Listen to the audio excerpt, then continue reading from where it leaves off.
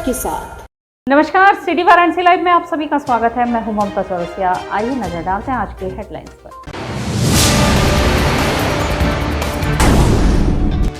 कार्तिक पूर्णिमा पर लोगों ने गंगा में लगाई आस्था की डुबकी, गंगा घाटों पर उमड़ा रेला।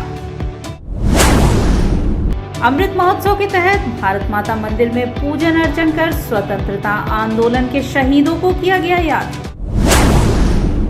कृषि बिल वापसी की घोषणा को लेकर किसानों में हर्ष, एक दूसरे को बांटी खुशी की मिठाइयां। और संत कबीर के प्राकट्य स्थली सरोवर की पानी को शुद्ध करने की हुई पहल, एनओसी फाउंडेशन एवं सृजन संस्था ने उठाया दिया। अब खबरें विस्तार से। कार्तिक पूर्णिमा पर लोगों ने गंगा में आस्था की डुबकी लगाई। ब्रह्म मुहूर्त में गंगा स्नान के लिए रात्रि से ही आस्थावानों के गंगा घाट पर आने का सिलसिला जारी रहा।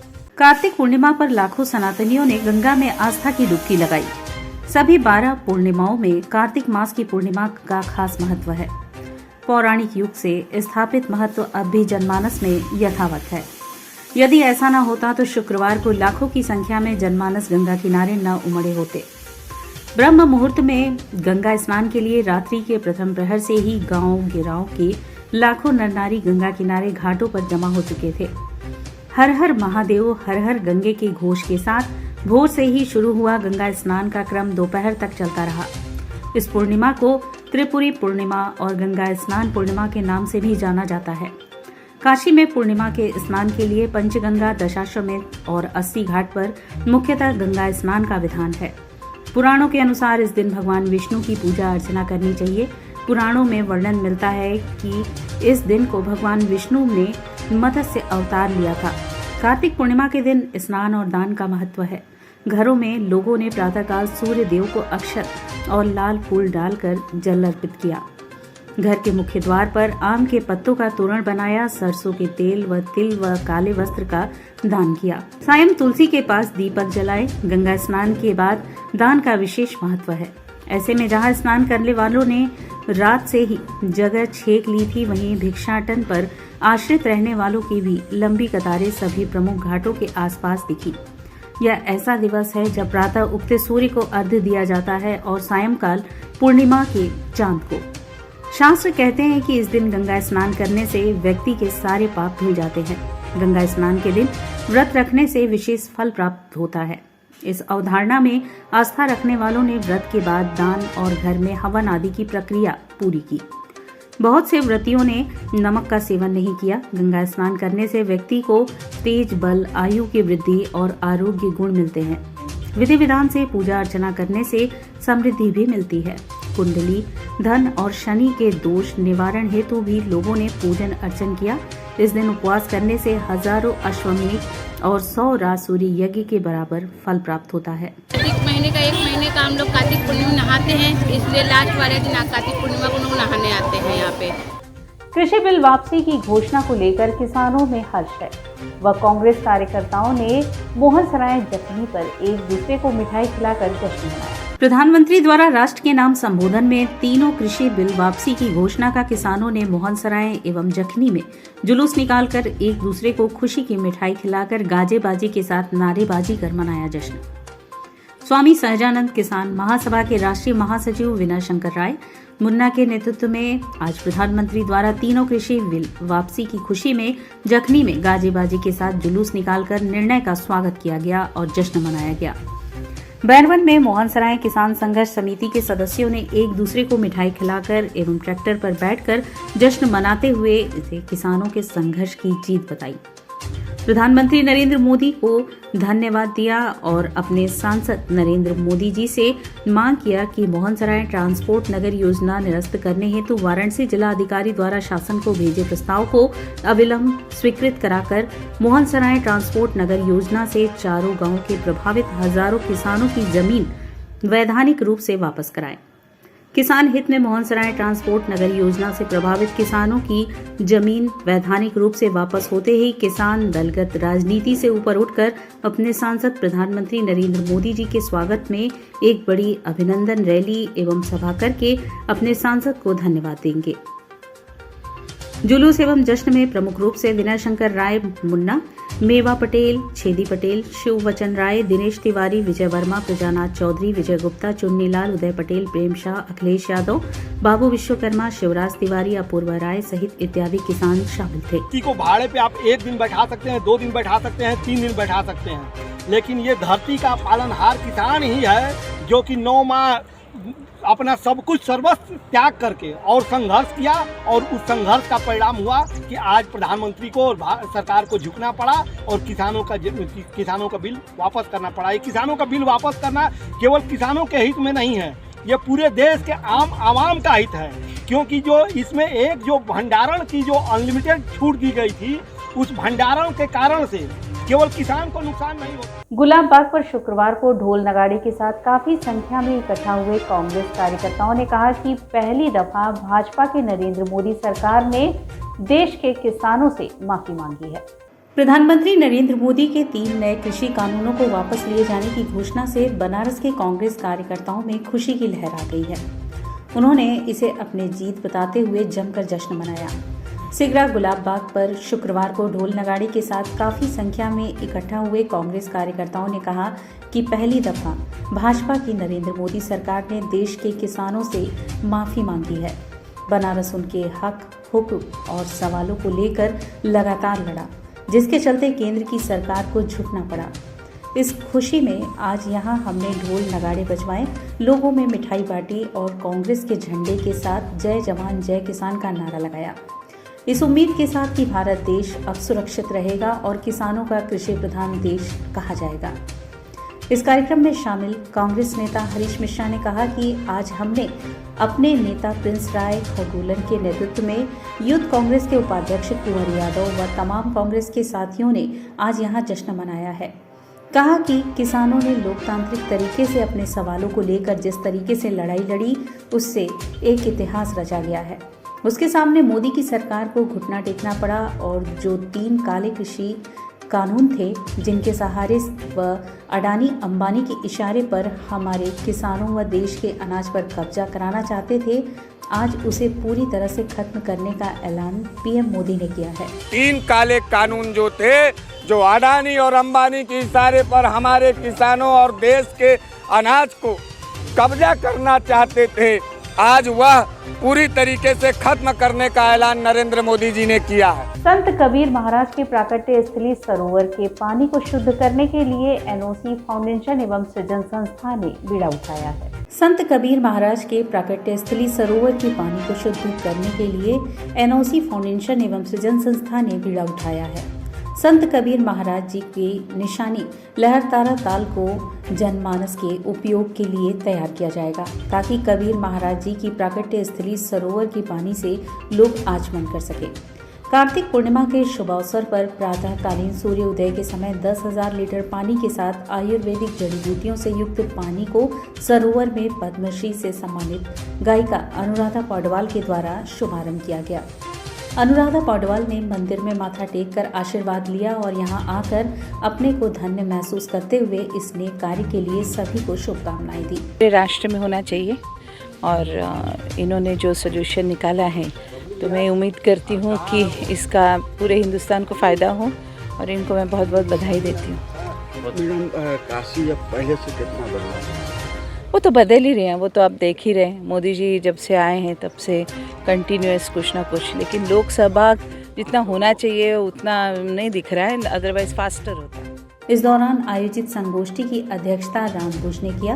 मुख्य अतिथि गोपाल आर्य, संयोजक पर्यावरण संरक्षण गतिविधि CEO foundation world organisation network, विशिष्ट अतिथि तपन चक्रवर्ती, जोधपुर से पधारे महंत रमेश दास महाराज, एनओसी फाउंडेशन के कर्ता धर्ता मनोज कुमार, सुमित खरे, शैलेश बर्नवाल, रुपेश आदि ने अपने विचार व्यक्त करते हुए पानी और सरोवर की महत्व को बताया। पीछे टंकियां देख रहे हैं, इससे इकोनॉमिक्स का सॉल्यूशन आज सुबह परम आदरणीय श्री गोपाल आर्य जी और आदरणीय श्रीमती अनुराधा पौडवाल जी के द्वारा उद्घाटन हुआ है और ये सॉल्यूशन अब हमने इसमें मिला लिया है। हमें अपेक्षा है कि 3 माह के अंदर ये जलाशय एकदम साफ़ हो जाएगा और 11 महीने के अंदर अंदर इस जलाशय के नीचे बैठा स्लज तक एकदम प्राकृतिक तरीके से साफ हो जाए।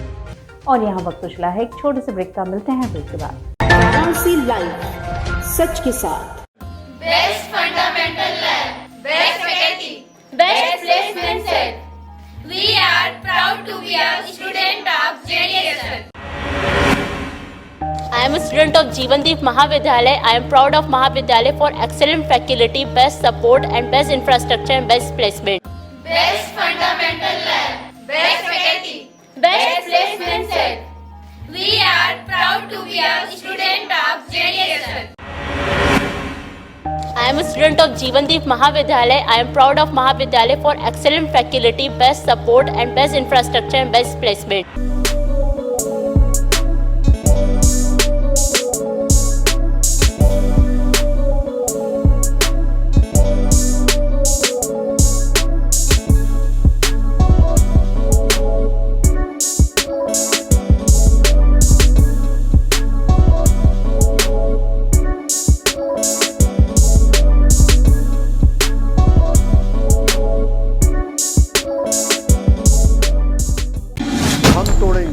ये सन्नाटा, करेंगे बात आपकी, बात बना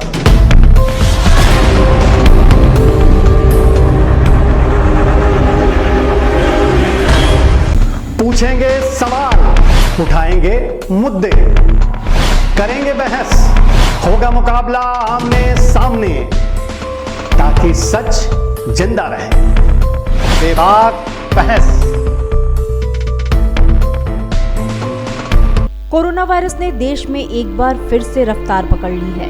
ऐसे में जरूरी है कि सभी लोग पूरी एहतियात बरतें। घर से बाहर निकलते समय मास्क का सदैव प्रयोग करें। समय समय पर हाथों को सैनिटाइजर से सैनिटाइज करें। ज्यादा भीड़ भाड़ वाली जगहों में जाने से बचें। 2 गज की दूरी का पालन करें। स्वस्थ रहें, सुरक्षित रहें। जनहित में जारी वाराणसी लाइव। वाराणसी लाइव सच के साथ। और ब्रेक के बाद पुनः आपका स्वागत है। गंगा महोत्सव के द्वितीय निशा में गंगा तीरे पसरी झीनी चदरिया, दर्शकों पर छाया कबीर कैफे बैंड का जादू। कथक और ध्रुपद गायन ने किया नाद ब्रह्म को साकार। भैंसासुर घाट के मुक्ताकाशी मंच पर चल रहे गंगा महोत्सव में गुरुवार की रात कबीर ने चादर तान दी। खुद को झीनी झीनी चदरिया के नीचे पाकर श्रोता निहाल हो उठे। महोत्सव की दूसरी निशा की अंतिम प्रस्तुति में कबीर कैफे बैंड के नए अंदाज में कबीर के आसपास होने का एहसास कराया। दूसरे दिन की अन्य प्रस्तुतियों में कथक के साथ ध्रुपद व उपशास्त्रीय गायन ने नाद ब्रह्म को साकार किया। नीरज आर्या के साथ कबीर बैंड में वायलिन पर मुकुंद रामास्वामी, ड्रम पर वीरेंद्र सोलंकी, परकशन पर विक्रम ब्रह्माशंकर, हारमोनियम पर पीयूष आचार्य और प्रीत केसी रहे। चदरिया झीनी रे झीनी से चले कदम, घट घट में पंछी बोलता है के साथ कारवां सा बनता गया। श्रोताओं की इस दीवानगी का प्रतिरूप अगली प्रस्तुति मनमस्त भया फिर क्या बोले में साफ नजर आया। लगातार लगभग 1.5 घंटे तक चली प्रस्तुतियों में कलाकारों ने कबीर के पदों के साथ परंपरागत और आधुनिक वाद्य यंत्रों की अद्भुत कारीगरी का प्रदर्शन किया। दूसरी निशा की शुरुआत प्रिया गोवा की कथक से हुई। रुद्राष्टम के बाद उन्होंने ध्रुपद में शिव स्रोत, ताल धमार में परंपरागत कथक और 3 ताल पर सरगम की प्रस्तुति की। उनके सह कलाकार राहुल गंगानी और अर्पिता भारद्वाज रहे। दूसरी प्रस्तुति में दरभंगा घराने के पंडित नवल किशोर मलिक के साथ उनके पुत्र नीलेश और निरकेश ने ध्रुपद की प्रस्तुति की। यह परिवार दरभंगा स्टेट में 8 पीढ़ियों से दरबारी गायक रहा है। अगली प्रस्तुति में अंकित बत्रा ने किसी विधा में न बंधकर सुमधुर भजनों से समा बांध दिया। अच्युतम केशवम के साथ प्रस्तुति को विराम दिया। एडीएम सिटी गुलाबचंद ने कार्यक्रम के बाद कलाकारों का सम्मान किया। संचालन सुनील मानसिंह ने किया।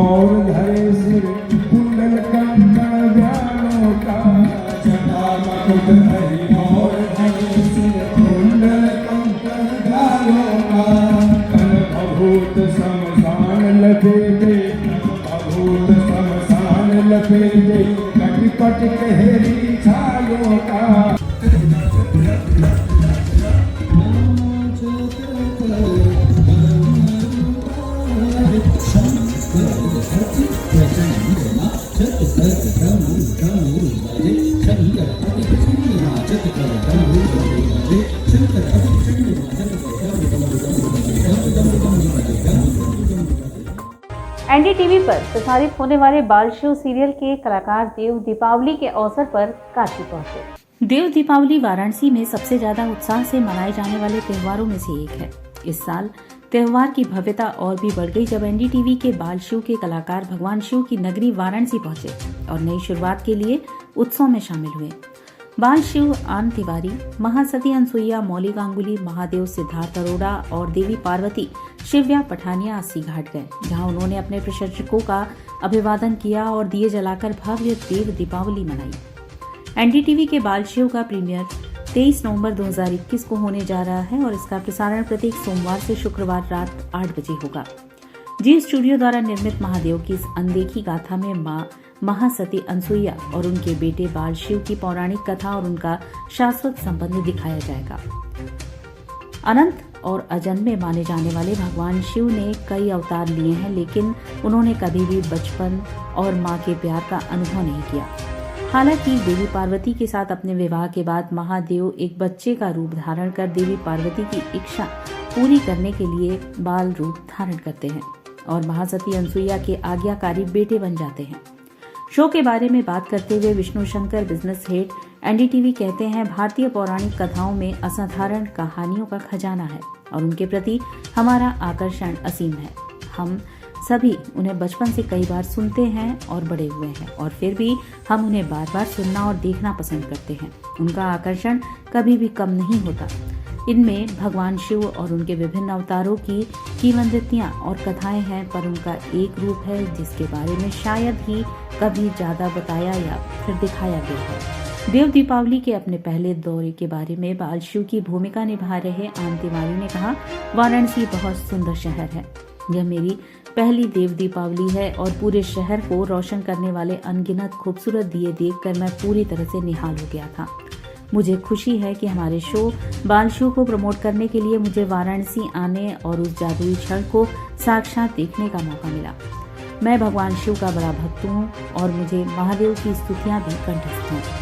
महासती अनसुईया का रोल कर रही मौली गांगुली ने कहा, मैंने देव दीपावली के उत्सव के बारे में केवल सुना था और टेलीविजन और सोशल मीडिया पर इसे देखा था और असल में उसमें शामिल होना मेरे लिए एक सपने जैसा अनुभव था।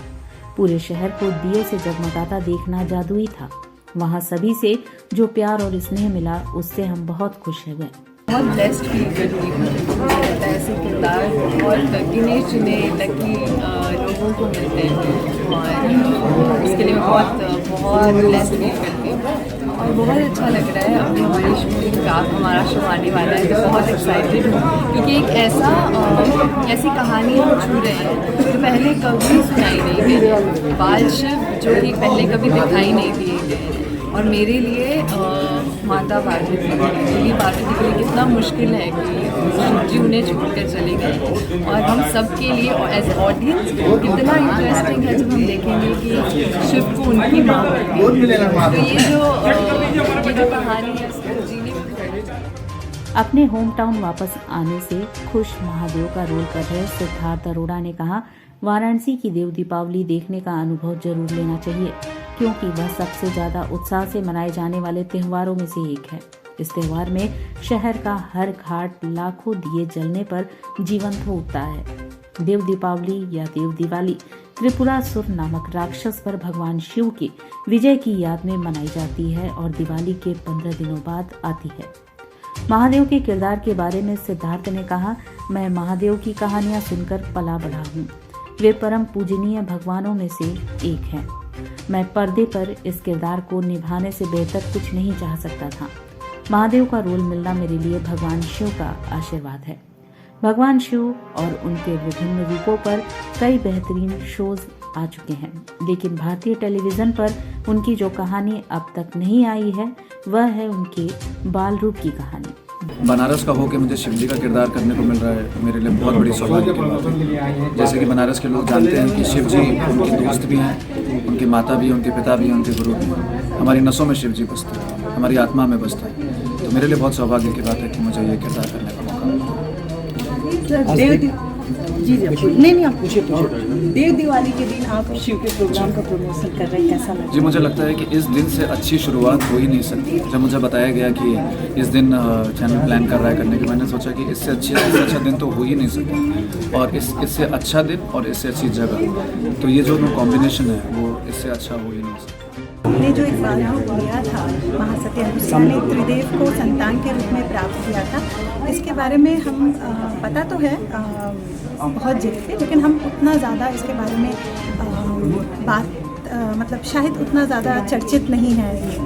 तो हम वो कहानी को आप सबको बताएंगे। शिव का जो शिवत्व है, जो तत्व है, वो तो होगा ही, लेकिन शिव ने जब बाल रूप लिया और अनुसुईया वो एक शिव भक्त, तो वहाँ से जो माता और पुत्र की जो बॉन्डिंग है, फिर उनकी जो जर्नी है, वो एक बहुत सुंदर जर्नी जो हमें करते हुए भी बहुत अच्छा लगता है। और हम चाहते हैं कि अगर शिव जी ने चाहा तो आप लोग भी हमें उतना ही प्यार देंगे जितना हमें मजा है।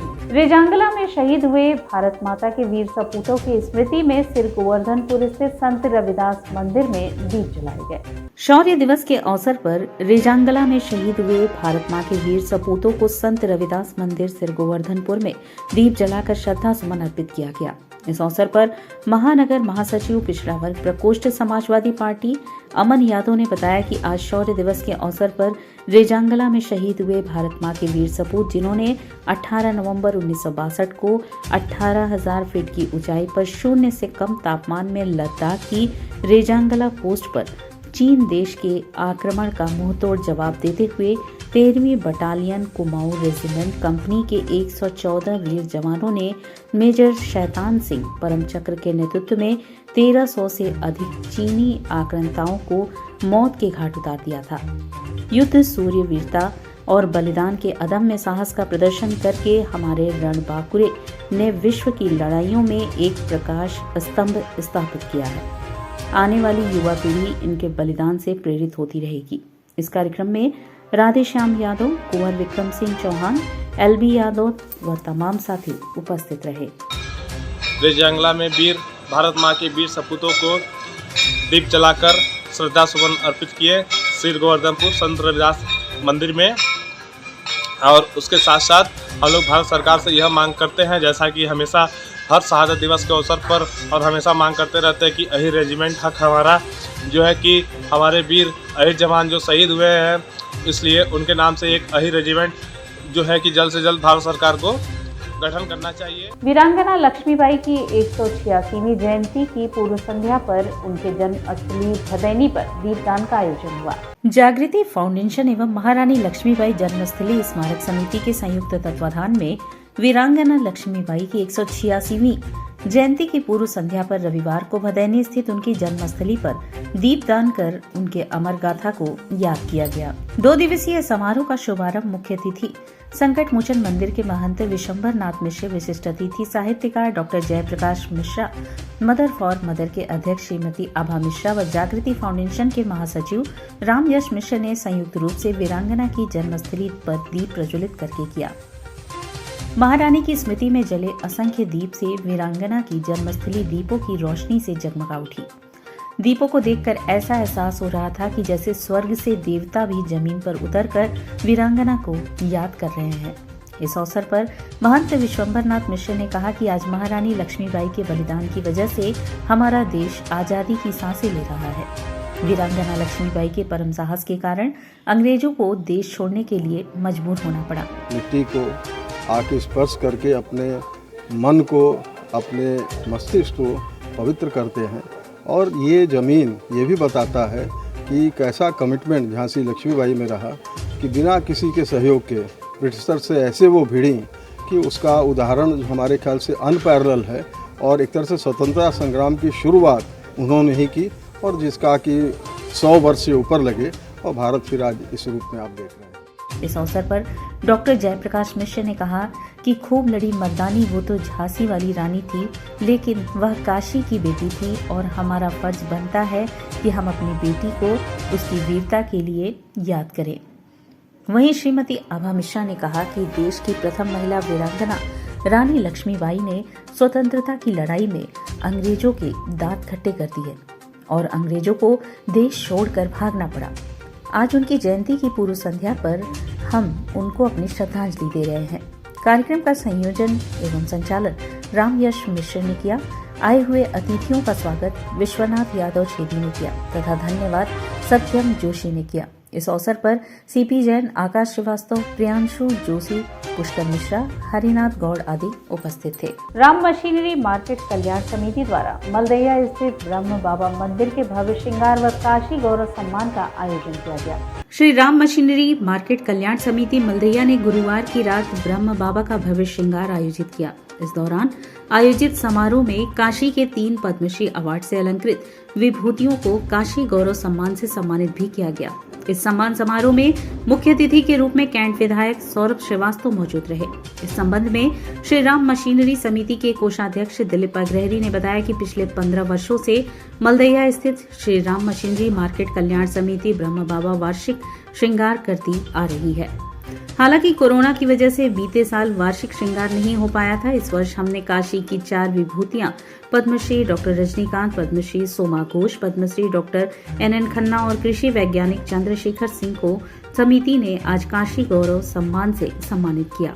श्री भैरवा बाबा का यहाँ पे हर साल होता है। कोरोना काल में 2 साल से नहीं हो पाया भंडारा।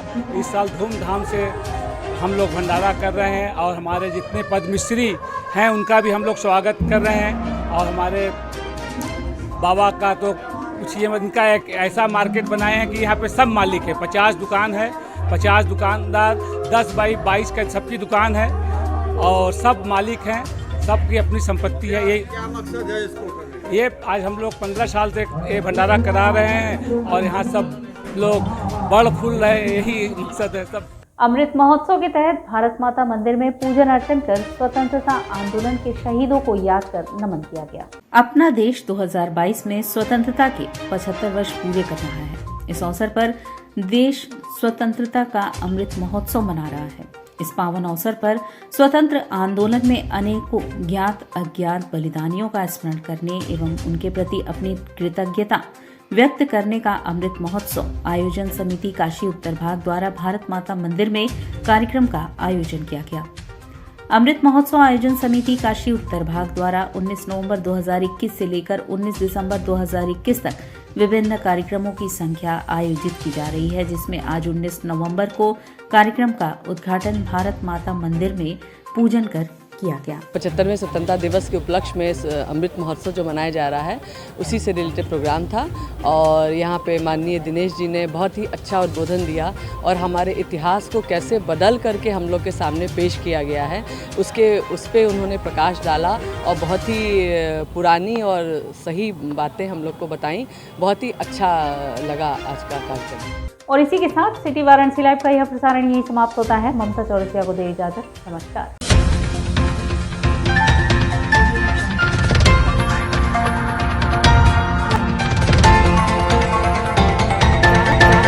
लाइव सच के साथ।